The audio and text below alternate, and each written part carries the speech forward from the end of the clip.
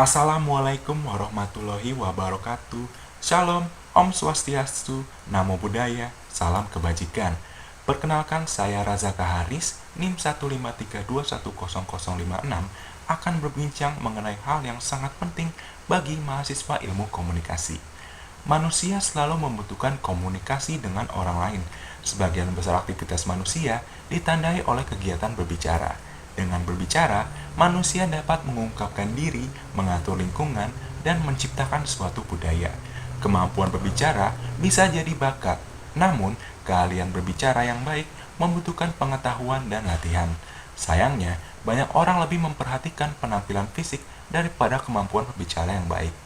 Disinilah retorika sebagai ilmu berbicara diperlukan oleh semua orang. Retorika, yang juga dikenal sebagai seni pidato, merupakan melibatkan penggunaan bahasa dengan baik berdasarkan bakat alami dan keterampilan teknis. Retorika adalah ilmu dan seni yang mengajarkan orang untuk menyusun tutunan kata menjadi efektif. Selain itu, retorika juga melibatkan seni memanipulasi percakapan.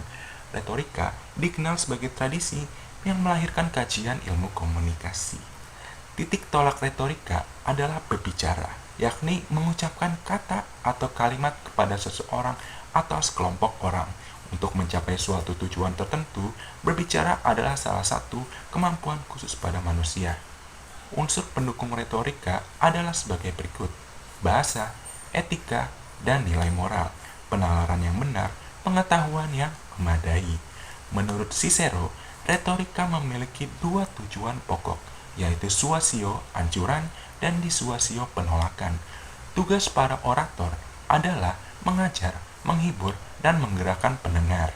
Retorika memiliki banyak fungsi, seperti persuasif, informatif, dan rekreatif. Dalam retorika memiliki ruang lingkup yang ada tiga. Pertama, ada retorika forensik yang difokuskan pada keadaan seseorang, instansi, maupun lembaga dengan mendorong terjadinya rasa bersalah atau tidak, pertanggungjawaban atau ganjaran. Yang kedua, ada retorika epidetik yang digunakan untuk mempromosikan nilai-nilai kewarganegaraan melalui bahasa pujian dan celaan. Yang ketiga, ada retorika deliberatif. Retorika deliberatif merupakan retorika yang memfokuskan diri pada apa yang akan terjadi di kemudian bila diterapkan sebuah kebijakan saat sekarang. Dalam ilmu berbicara di depan umum, terdapat retorika monologika yang mempelajari seni berbicara secara monolog. Dalam monologika, satu orang berbicara kepada orang lain atau sekelompok orang.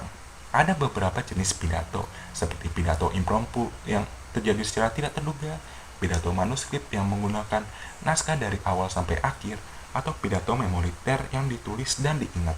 Dan yang paling baik adalah pidato eksemporer yang disisipkan menggunakan outline. Selain dari monologika, terdapat juga dialogika. Dialogika merupakan cabang ilmu yang membahas terkait seni berbicara dialog. Berbicara dialog dimaksudkan pada dua orang atau lebih yang mengambil bagian berbicara. Contohnya, tanya jawab forum, debat, dan lain sebagainya. Dalam konteks dramaturgi, terdapat dua tokoh juga yang relevan, yaitu front stage atau backstage. Konsep ini ditemukan oleh Erving Goffman. Front stage mengajukan pada apa yang ditampilkan kepada orang lain atau penonton, dan backstage merujuk pada segala aktivitas dan perilaku yang dilakukan saat mempersiapkan hal itu. Retorika juga mencakup konsep berbicara di depan umum, termasuk kejelasan dalam artikulasi, kecerdasan dalam menguasai menunjukkan kejelasan, apresiasi dalam menghargai audiens, argumentasi untuk menguatkan ide pokok, dan keamanan dalam menggunakan kata-kata yang baik. 5 itu adalah konsep umum yang paling penting. Belajar retorika sangat penting dalam ilmu komunikasi agar mahasiswa ilmu komunikasi mampu memahami intonasi yang baik, bisa berbicara di depan umum, dan menjadi pembicara yang handal. Berdasarkan kesimpulan tersebut, penguasaan teori retorika sangat penting untuk meningkatkan pengetahuan dan keterampilan berbicara mahasiswa di depan umum.